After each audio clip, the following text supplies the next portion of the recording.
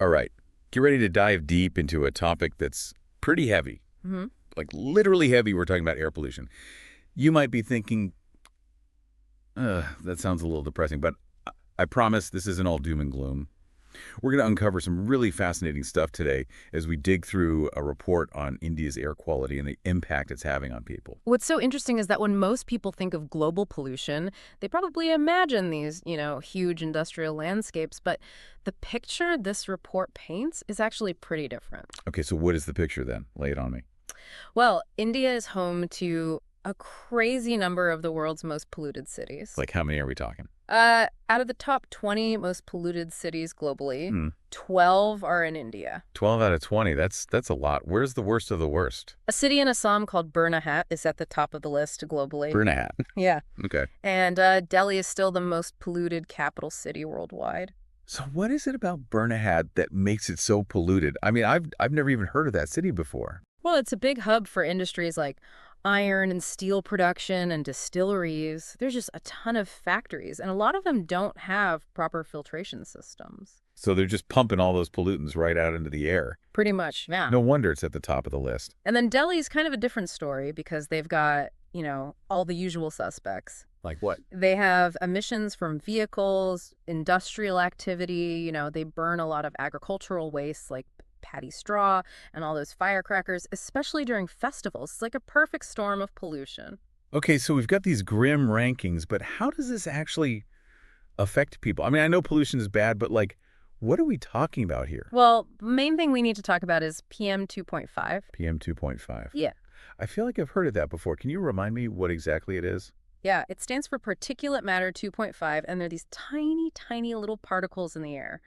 They're about 30 times smaller than the width of a human hair, so you can imagine you can't even see them. Wow, so tiny. Yeah. And that's what makes them dangerous. Right, exactly, because they can get right into your lungs and cause all sorts of problems. Oh, okay. So the WHO, the World Health Organization, they recommend that PM 2.5 levels stay under 5 micrograms per cubic meter, right? But the average PM 2.5 level in India is over 50. That's 10 times higher than what's recommended. Yeah, and in Byrnihat, it's 128. Wow, that's really bad. Yeah, and breathing in these particles all the time, it can lead to all sorts of health problems. Yeah, so beyond just like coughing and watery eyes, Yeah. what are we talking about here? Like respiratory diseases, heart problems, even cancer. And it's really bad for kids too because, their lungs are still developing. That's Yeah. scary. Yeah. So what can we do about this? Is anyone even trying to fix this? There are definitely some people trying. One person who I think is really interesting is Dr. Sumya Swaminathan. She was a chief scientist at the WHO, and now she's an advisor to the Indian Health Ministry. And she's been really vocal about this issue. She says that India has all this data about air pollution, which is good, but they're not really doing enough with it. So they know what the problem is, but they're not really doing anything to solve it. Pretty much, yeah. Well, what does she think they should be doing? Well, one thing she talks about is public transportation. Okay. She thinks if it was easier and more appealing to take public transportation, then people would be less likely to use their own cars, which would obviously reduce emissions. That makes sense. But I imagine it's not that easy to get people to give up their cars, in a country as big and diverse as India. Yeah, I mean, there are definitely challenges. It's not just a matter of adding more buses. You have to make the whole system more efficient, reliable, make sure it's affordable for everyone. Right. So what else does she suggest? Well, she also thinks that, financial incentives could be helpful, Okay. like increasing taxes on cars that pollute a lot, and then using that money to subsidize cleaner options, things like that. So it's like a carrot and stick approach. Right. And then for people who are still using wood or dung for cooking, she thinks they should be given subsidies to switch to cleaner fuels like LPG. Okay. So is any of this actually happening? Well, that's the tough part, right? It's not enough to just have policies on paper. You actually have to implement them and enforce them. Yeah, and I imagine that's not always easy. Not at all. So it sounds like we need a whole bunch of different things to work together to really make a difference here. Yeah, it's a multi-layered problem, and it needs a multi-layered solution. We need individuals to make changes, but we also need government policies. We need new technologies. It's complicated. Definitely. And I think it's really important to remember that air pollution isn't just some abstract idea. It's something that's affecting people's health right now. Exactly. This is a real crisis, and it's happening now. It's not something we can just ignore and hope it goes away. Okay, well, that's a pretty sobering thought. But before we all spiral into despair, let's talk about some of the things that are being done to try and fix this problem. So we've talked about individual actions and government policies. But what about technology? Like, are there any cool innovations out there that could help with this problem? Yeah, there's actually a lot of really interesting stuff happening in the field of clean technology. Have you heard of smog towers? Smog Yeah. towers. That sounds kind of sci-fi. What are those? They're these giant structures, like seriously huge, that are designed to like suck pollution out of the air. Wow, that's pretty wild. How do they even work? Basically, they have these filters, multiple layers of filters that capture all the pollutants like PM 2.5 and stuff, Okay. and then they release the clean air back out. So it's like a giant air purifier for the whole city. Yeah, pretty much. Do they actually work, though? Like, can Yeah. they really make a difference in a city's air quality? Well, that's what researchers are still trying to figure out. I mean, the technology is definitely promising, but it's expensive, and it's not clear how much of an impact they can really have. Hmm. I guess it makes more sense to try and stop the pollution in the first place Hmm. rather than just cleaning it up after the fact. Right. It's like treating the symptom instead of the disease. And speaking of treating the disease, we should talk about electric Oh, vehicles. yeah. Electric vehicles. I've definitely been seeing more of those around lately. Right. And the technology is just getting better and better. The batteries are lasting longer, and there are more charging stations popping up all the time. That's good. But aren't most electric vehicles still powered by electricity that comes from, burning fossil fuels? That's true. It's definitely something to consider. You have to look at the whole picture, right? Yeah. But the good news is that India is also really pushing for renewable energy. They have these ambitious goals for solar and wind power. So it's kind of a two-pronged approach then, switch to electric vehicles, but also make sure the electricity that's powering them is clean. Exactly. That makes sense.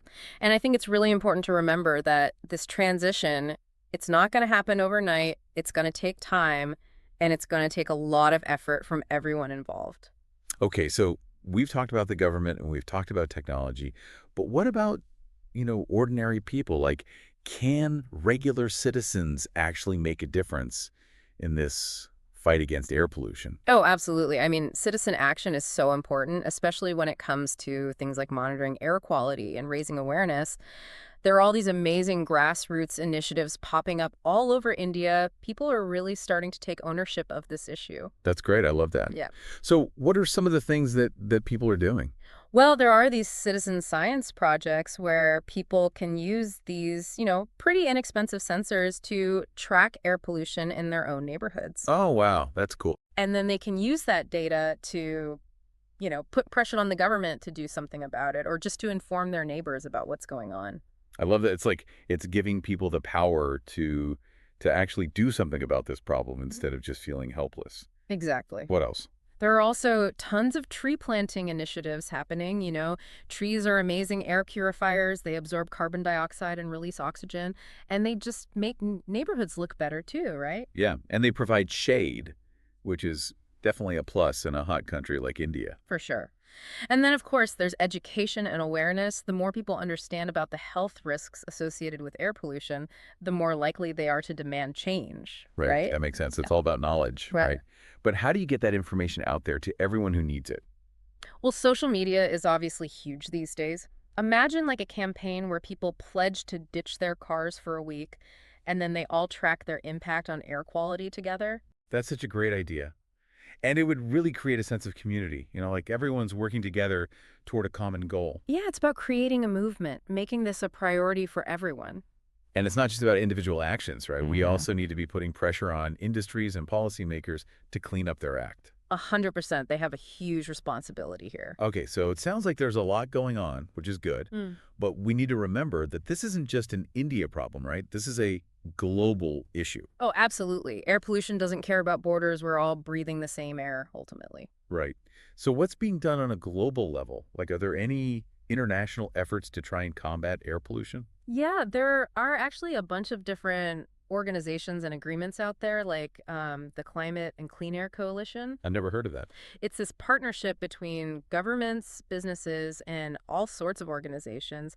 And their goal is to reduce these short lived climate pollutants that are a big part of the air pollution problem. So are these international efforts actually working? Like, are they making a difference? Well, they're definitely helping. They're sharing information, they're developing new technologies, and they're helping countries implement better policies. So it's all about, like, working together, sharing knowledge, that sort of thing? Yeah, But exactly. what about the developed countries? Like, they're the ones who caused most of this problem in the first place. Shouldn't they be doing more to help developing countries like India clean up the mess? I mean, yeah, they definitely have a responsibility here. It's not just about being nice either. I mean, it's in everyone's best interest to have a healthy planet with clean air, right? Right, a healthy planet for everyone. Exactly. Okay, well, this has been incredibly eye-opening. I had no idea how complex this whole issue was. But it's actually pretty encouraging to know that there are so many people out there working to solve this problem. Yeah, there's definitely hope. Well, we've covered a lot in this deep dive. It feels like we've gone from the scary numbers to the really complicated reasons behind it all, and now we're finally talking about what we can do about it.